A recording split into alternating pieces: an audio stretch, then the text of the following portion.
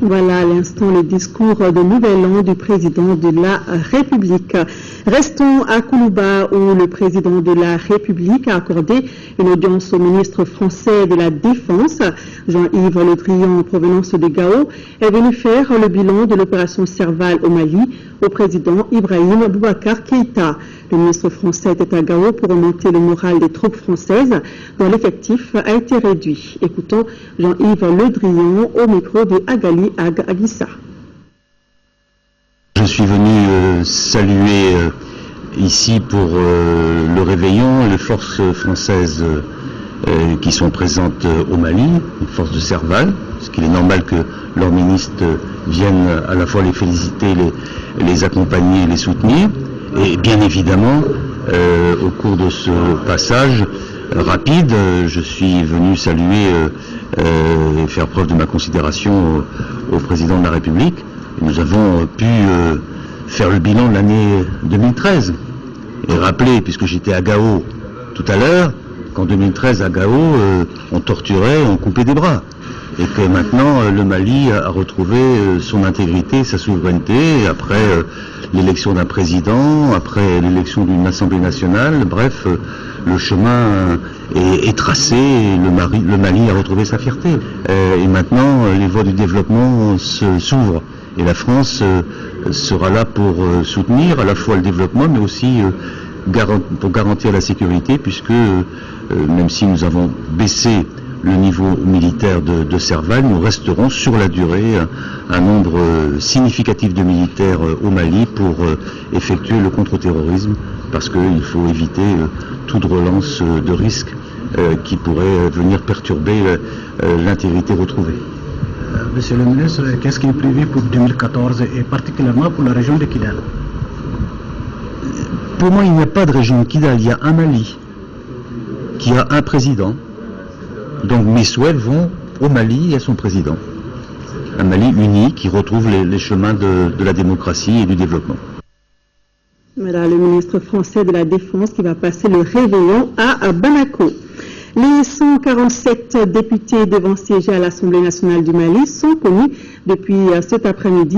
En effet, la Cour constitutionnelle a proclamé les résultats définitifs des législatives 2013. Nous proposons la liste complète des élus avec le président de la Cour constitutionnelle, Amadi Tamba Kamara, propos recueillis par Amadou Sankari. Article 6. Proclame élus députés à l'Assemblée nationale les candidats suivants. 1. Mamadou Djarasouba. 2. Yiri Keïta. 3. Bakari Fomba. 4. Daouda Koulibaly. 5. Sekou Fantamadi Traoré. 6. Modi Ndiaye. 7. Sidi Fomba. 8. Adama Kane. 9.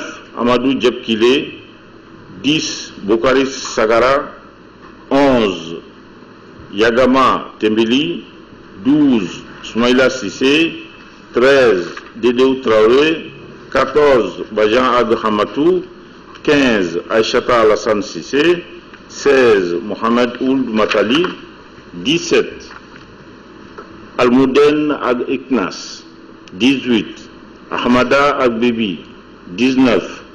Aïcha Berko Maïga, 20. Mohamed Adin Tala, 21. Mohamedou Sissé, 22. Moussa Sissé, 23. Cheikh Oumar Konaté, 24. Moribo Sogoré, 25. Bakari Makalou, 26. Boubacar Di Djankina Sissoko, 27. Kissima Keïta, 28. Makangoulé Traoré, 29. Modi Fofana, 30. Djonkunda Sako, 31. Aïssata Haïdara, 32. Boubacar Sissoko, 33. Ousmane Bachili, 34. Shektara Nimaga, 35. Mamadou Alpha Diallo, 36. Modibokan Sissé, 37. Mamadou Tunkara, 38. Dessa Nomoko, 39. Mohamed Tunkara, 40. Mahamadou Gassama, 41. Ahmadou Soukouna, 42, Ishaka Sidibé. 43, Labas Kane. 44, Mohamedou Dimfa Sempara. 45, Mohamedou Lamine Ouagé. 46, Mohamedou Keita. 47, Soiba Koulibaly. 48, Mamadou Sissé. 49, Suleiman Soumano. 50, Bourama Tidjane Traoré. 51, Toumani Diarra. 52, Tchassé Koulibaly. 53, Sédou Koulibaly. 54, Yaya Konaté. 55, Ousmane Kouyaté. 56, Seriba Diarra. 57, Niamé Keita. 58, Baba Hama Khan. 59, Moussa Badjaga. 60, Rokia Traoré. 61, Sédou Traoré. 62, Bakari Diarra. 63, Sadia Togola. 64, Mahamadou Habib Diallo. 65, Guédjouma Sanogo. 66, Yakoua Michel Kone. 67, Zoumana Nchi Doumbia. 68, Siaka Sangare. 69, Sedou Diawara. 70, Bakari Doumbia. 71, Brahima Beridogo. 72, Suleiman Ouattara. 73, Oumar Mariko. 74, Bafermer Sangare. 75, Suleiman Diarra. 76, Nanko Amadou Mariko. 77, Abdoulaye Dambélé. 78, Bakari Kone. 79, Dochan Traoré. 80, Abdou Abouzer. 81, Mamedi Sidibé. 82, Yaya Sangare. 83, Draman Goïta. 84, Samuel Sissé. 85, Maïmouna Dramé. 86, Selou Dambélé. 87, Abdine Koumaré. 88, Yakouba Traoré. 89, Abdoul Galil Mansour Aydra. 90, Youssouf Maïga. 91, Abdoulaye Fofana. 92, Drissa Tangara. 93, Alassane Tangara. 94, Harouna Traoré. 95, Aboubakar Ba. 96, Lahassana Kone. 97, Sori Brema Kouriva. 98, Belko Ba. 99, Amadou Araba Doumbia. 100, Adama Koulibaly. 101, Fatimata Nyambali. 102, Aminata Traoré. 103, Lamine Tera. 104, Abdias Tera. 105, Chadrak Keita. 106, Abdoulaye Dambélé. 107, Belko Samasekou. 108, Samba Yatassay. 109, Hamadou Ndijoro Yarnangore. 110, Idrissa Sankare. 111, Adaman Paul Damango. 112, Karim Yossi. 113, Habibou Soufara.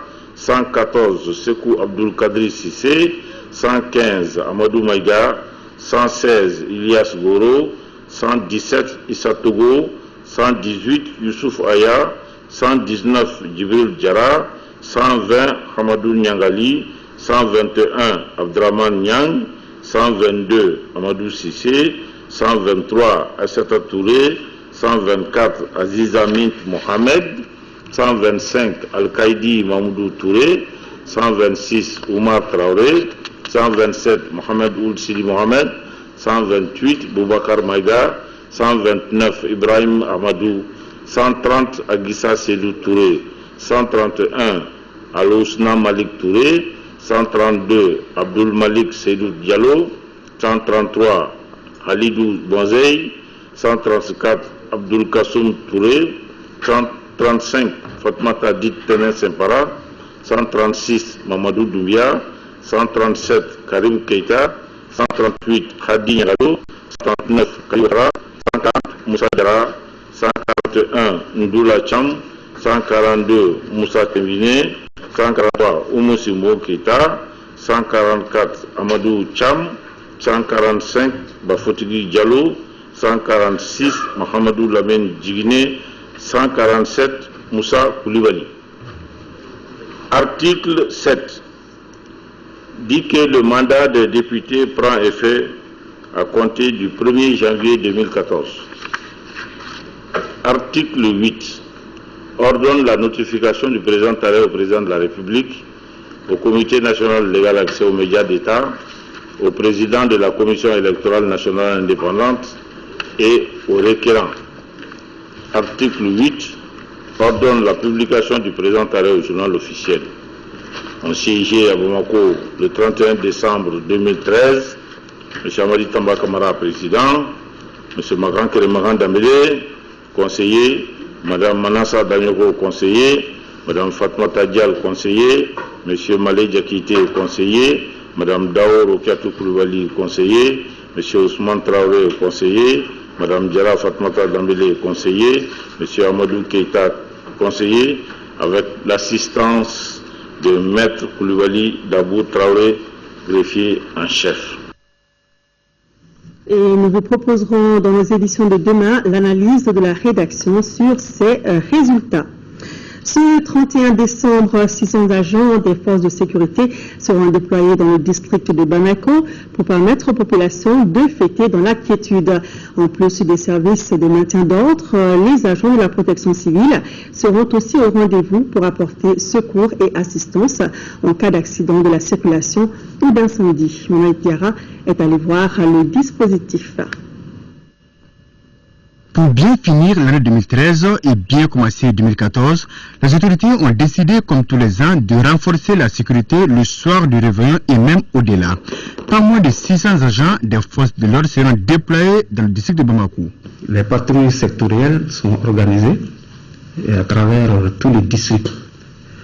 Patrouilles sectorielles, c'est parce que les 15 commissariats du district, chacun dans son secteur, doit patrouiller pour sécuriser la ville. Et à l'occasion des fêtes de fin d'année, ces unités de police sont renforcées par les unités de maintien de l'ordre. Ces agents seront renforcés par la MINUSMA. Ils seront visibles un peu partout à travers la ville, mais certains endroits feront objet de surveillance particulière. Il s'agit par exemple des 3 points de la capitale, les édifices publics et les lieux de regroupement et bien entendu l'aéroport international de Bamako-Sine. Cette opération de grande envergure a commencé depuis 24 heures maintenant. Il y a même eu quelques résultats parce que le pont de l'amitié sino-malienne, l'équipe qui était là-bas, du côté de Misabougou, le 13e arrondissement, renforcé par des éléments des unités de maintien de l'ordre et de la circulation routière, ont réussi à interpeller des jeunes qui étaient en possession d'armes. Le mot d'ordre de la soirée est d'éviter tout débordement avec un accent particulier sur l'interdiction de l'usage des pétards et autres feux d'artifice. Au niveau de la protection civile, un dispositif sécuritaire d'incendie et de secours est mis en place. Il y a 2 dispositifs aujourd'hui qui sont mis sur place. Un dispositif statique qui est constitué des unités qui assurent le service normal. Et ces unités sont appuyées par 15 éléments au niveau de chaque unité. Donc que ce soit dans la première compagnie à Dravila ou dans la deuxième compagnie à Sogonoko. Donc en dehors de ça, on a voulu encore faire sortir encore les secours et les mettre au plus près des lieux d'accident, à savoir les axes routiers que nous avons jugés accidentogènes. Toutes ces actions sont coordonnées par le centre d'appel des alertes qui reçoit tous les appels de secours. À ce niveau aussi, on va appuyer un peu l'effectif et le contact, parce que c'est à cet endroit que tous les appels de détresse sont tombés. Le contact, c'est naturellement le 18, le numéro d'appel des sapeurs-pompiers, et un numéro Malitel qui est le plus souvent connu, le 80 00 12 01. 80 00 12 01. Sur ce numéro, nous pouvons recevoir les appels, les alertes à tous les niveaux. Alors, soyez vigilants car bien qu'elle soit un moyen de communication rapide et d'interconnexion, la route constitue tout de même un véritable danger pour tous les usagers. Tout à fait, prudence sur les routes. Le budget 2014 de l'Agence malienne de presse et de publicité AMAP s'élève à 2,6 milliards de francs CFA, une augmentation de près de 6% par rapport à 2013. L'information a été donnée lors de la 31e session du conseil d'administration de l'AMAP. Voyons les priorités 2014 de l'agence avec Bourama Traoré. L'agence malienne de presse et de publicité a confirmé en 2012 son statut d'organe au cœur des grands événements. Malgré les conditions de travail difficiles de l'époque, l'AMAP a su mener avec professionnalisme ses missions de service public. L'évidence est bien l'information à temps réel des populations maliennes sur les événements du Nord à travers les correspondants locaux ou les envoyés spéciaux. Et un autre sentier sur lequel l'agence a réussi, c'est celui de la couverture des élections présidentielles et législatives de 2013. C'est sur ce constat positif que se tient la 31e session du conseil d'administration de l'AMAP. Pour l'année 2014, la structure nourrit de grandes ambitions. L'AMAP entend améliorer ce service en 2014. Elle va aussi s'attacher à finaliser la numérisation de ses archives depuis l'indépendance pour une mise à disposition sur Internet durant l'année qui débute. L'agence malienne de presse et de publicité a surtout bon espoir de trouver une solution pérenne au problème récurrent de l'impression du quotidien national Le Sort. En attendant l'acquisition d'une rotative, une solution palliative, mais de qualité, se dessine grâce à l'aide du gouvernement. Ces priorités sont parmi tant d'autres. En l'occurrence, le maintien du réseau de correspondants de l'AMAP à travers tous les pays et l'amélioration des conditions de vie et de travail des agents. Des actions qui vont nécessiter des ressources conséquentes, d'où l'augmentation du budget 2014 de l'agence à plus de 5%. Ce budget qui se chiffre en ressources et en dépenses à 2 690 388 000 francs CFA est en hausse de 5,95% par rapport à celui de l'exercice précédent, qui était, rappelons-le, de 2 539 100 000 francs CFA. La subvention publique, incluant 100 millions de francs CFA au titre du budget spécial d'investissement, s'élève pour l'exercice à venir à 496 888 000 francs. Elle s'accroît de 6,89% par rapport à 2013, mais reste très inférieure par exemple à la dotation initiale de 2012 qui dépassait 960 millions de francs CFA. Ce budget 2014 marque sans conteste la volonté de l'AMAP de sortir au plus vite du marasme post-crise et de revenir avec des succès beaucoup plus éclatants, toujours avec ses fils conducteurs, la performance au quotidien. Un beau cadeau de fin d'année pour l'ORTM. L'Office vient de recevoir un important lot de matériel, un don de l'Union internationale des télécommunications d'une valeur d'environ 130 millions de francs CFA. Ce matériel vient en appui aux efforts de l'ORTM pour équiper ses stations régionales. La cérémonie de remise s'est déroulée cet après-midi dans l'enceinte de l'ORTM, suivie par Alucene Touré.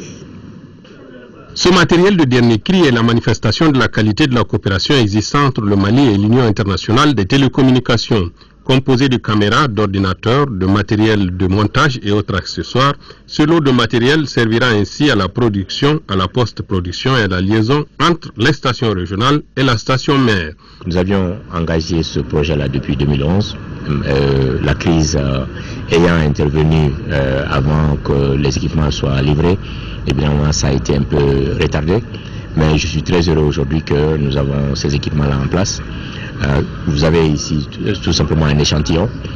C'est un projet qui a coûté 458 000 $ ou francs suisses, ce qui équivaut à peu près à 130 millions de francs CFA.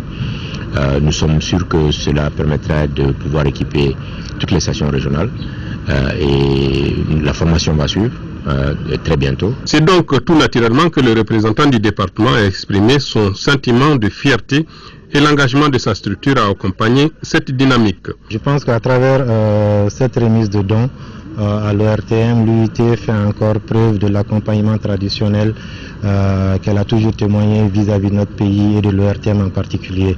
Donc nous remercions l'UIT pour ce don. Et nous remercions également M. Touré à titre personnel pour son implication d'abord en tant que Malien, en tant que fils de ce pays, qui n'a cessé d'accompagner ce pays, surtout pendant les moments difficiles. L'Union internationale, qui n'est pas à son premier geste dans le cadre de l'appui aux structures de communication, compte poursuivre son effort. Le ministre de l'Urbanisme et de la Politique de la Ville a rencontré ce lundi la population de Daoudabougou, en commune 5 du district de Bamako. Moussa Mara était venu s'enquérir des difficultés de cette agglomération de plus de 50 000 habitants.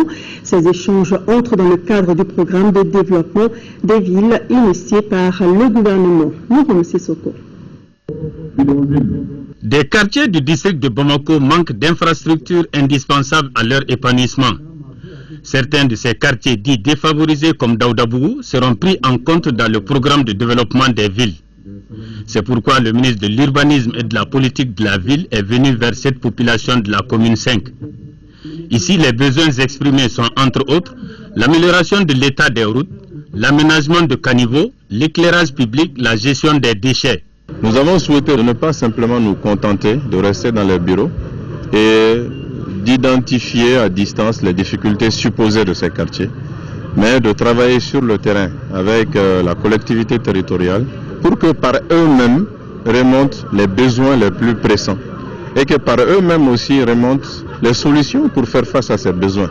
Pour le ministre, la composante axe de soutien aux quartiers défavorisés du programme de développement des villes s'inscrit dans une dynamique participative. La population doit être au début et à la fin de tout en tant que bénéficiaire. Elle doit s'impliquer matériellement, physiquement quelquefois, financièrement quelquefois, et dans la réalisation, et dans la gestion quotidienne et dans l'entretien. La mise en œuvre du programme est prévue pour 2014 avec l'implication de différents acteurs. L'axe de soutien aux quartiers défavorisés s'étale sur 5 ans. Il vise à atténuer les souffrances de la population de ces quartiers. 1000 jeunes soldats sont prêts à servir l'armée malienne. Après avoir suivi une formation au centre de formation militaire de Tibi, c'est dans le cercle de 100, ils viennent d'être présentés au drapeau. C'était sous la présidence du chef d'état-major de l'armée de terre. Reportage Fousseini Samaki. Ils sont 1000 jeunes soldats mis à la disposition de l'armée malienne après leur formation commune de base à Tibi dans le cercle de 100. Ces jeunes soldats ainsi présentés au drapeau emboîtent les pas de ceux du centre de Markala au terme de 6 mois de formation reçue du commandant Moussa Isiaka Ngouiba et son encadrement. L'engagement est pris par ces jeunes de servir la patrie avec honneur, loyauté et respect des règlements militaires. Soyez des soldats disciplinés, compétents, courageux et endurants. Ce sont ces qualités qui vous donneront l'esprit d'adaptation nécessaire. Vous avez choisi la carrière d'armes. Sachez que c'est un métier très difficile, mais noble. Le colonel-major Ibrahim Fane, chef d'état-major de l'armée de terre, a rappelé aux nouveaux soldats les devoirs qui les attendent de la part de la nation malienne.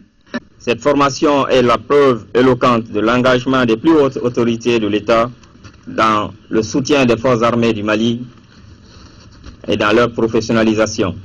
Au moment où vous vous apprêtez à rejoindre vos différents corps et services d'affectation, il me plaît de vous rappeler et d'insister ici sur certains de vos engagements que vous venez de prendre. Votre devoir sera également d'observer la discipline et les règlements militaires, d'accepter l'état de suggestion militaire, d'assurer la protection du secret. Autre temps fort de cette présentation au drapeau ont été les démonstrations de séances de tir, de close combat, des défilés militaires et autres exercices militaires en présence des autorités militaires et responsables de sang. Parlons à présent sport football, le championnat national de Ligue 1, fin hier de la 6e journée avec 2 matchs ici à Bamako. La zone a été battue 2-0 par le COB et le Stade malien de Bamako a pris le dessus 2-1 sur l'USFAS. Compte rendu des matchs avec Siragatou Sissi. Un mystère entourait le match Stade malien de Bamako-USFAS au lendemain de la défaite 1-0 des Blancs concédée face au COB la journée précédente. On attendait avec impatience le 11 de départ concocté par le technicien français du Stade malien, Pascal Janet. Il avait promis de prendre des sanctions disciplinaires contre ces joueurs impliqués dans la bagarre d'après-match. En tout cas, le chef a sucré le cocotier en opérant 5 changements. Sanctions ou réaménagement technique, la question reste posée. Les stadistes ont été ténaillés avant de trouver la clé du match. 71 minutes sur un coup franc bien travaillé par Cheikh Mohamed Chérif Doumbia, Lamine Diawara entré en jeu prolonge le ballon au fond des filets. 76e minute, Abdoulaye Sissoko marque le 2e but à la suite d'un manque de communication entre le défenseur usfacien et son gardien. Score final 2-0. Le Stade malien de Bamako a gagné sans convaincre. Intéressons-nous au second face-à-face à Som COB. Les Olympiens du COB, ici en vert, s'en sont bien tirés d'affaire. Victoire 2-0 grâce à Ismaël Diarra, 20e, et Aboubakar Diarra, 76e minute. Le COB enchaîne un deuxième succès d'affilée, monte sur le podium 3e 13 points et termine l'année 2013 en beauté. Voilà, Madame, Messieurs, nous arrivons à la fin de ce tout dernier journal de l'année 2013. Une occasion pour la rédaction de vous présenter par ma voix ses vœux de bonne et heureuse année 2014. Qu'elle apporte à chacun de vous la paix, la quiétude, la santé et le bonheur. Et retenez que tout à l'heure, le RTM, fidèle à sa passion du service public, vous propose une soirée exceptionnelle en direct depuis ses studios. De nombreux invités du show pour vous permettre